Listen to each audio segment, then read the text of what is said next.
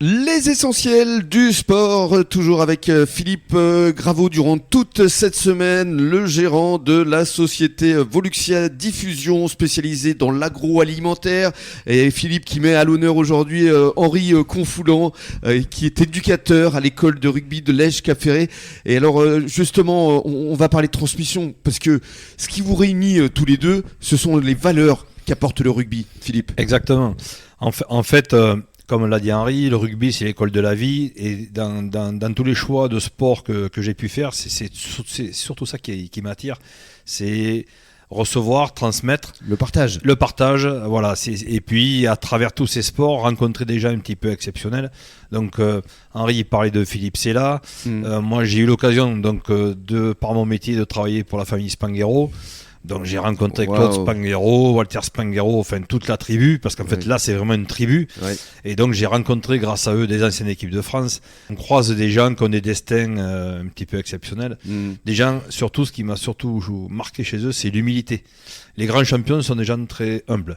En fait, très simple. En fait, on se fait une montagne sur les gens, et puis quand on les a avec soi, c'est vraiment des gens d'une gentillesse extrême. Absolument. Alors Henri, parlons maintenant de votre rôle d'éducateur. Donc les enfants, vous les accueillez à partir de quel âge ?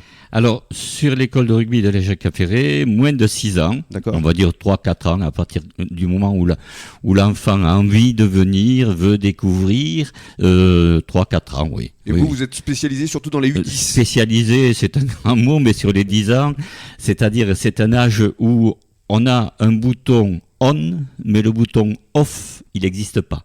C'est-à-dire que ces gamins, au bout d'une heure et demie d'école de rugby, ils commencent à nous dire, je suis fatigué, je vais arrêter. Bon, 1h30, on arrête. Et puis, on voit après, quand on arrive au goûter, tout ça, ça repart à fond, ils n'arrêtent pas. Alors, qu'est-ce que vous leur faites faire justement à tous ces enfants ? Déjà, pour continuer à me parler un petit peu de moi, si vous permettez, je suis arrivé donc au club il n'y a pas très longtemps, il y a 5 ans. Oui. Et les enfants m'ont dit, comment on va vous appeler ? Monsieur ? Je dis non, au rugby, on n'appelle pas monsieur. Henri ? Henri, je suis vieux, ça fait vieux, on ne va pas appeler Henri. Je suis papy. Oui. Donc ils m'appellent tous maintenant Papy Riri. Papy Riri, okay. Voilà. Comme c'est mignon. Alors qu'est-ce que vous leur faites faire à tous ces enfants ? Eh bien, c'est d'abord de l'éducation, on apprend à travailler, c'est entre guillemets travailler.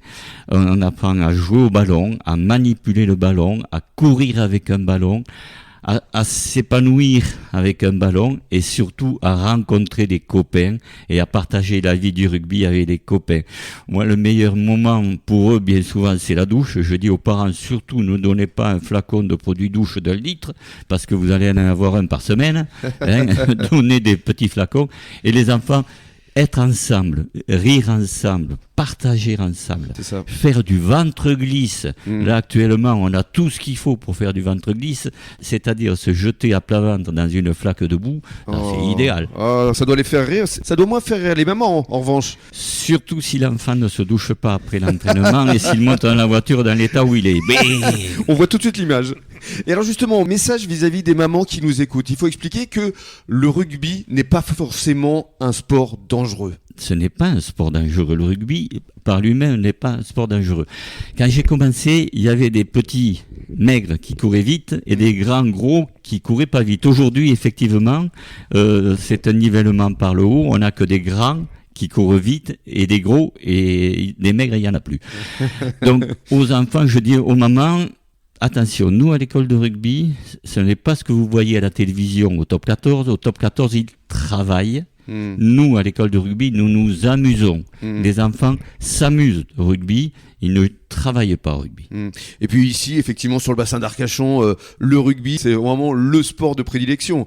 On a de gros concurrents. Oui, on a le surf, on a le football. Oui, mais bon, nous, on se bat. Et je vous disais tout à l'heure que l'an dernier, en moins de 10 ans, j'avais pour charge 8 enfants.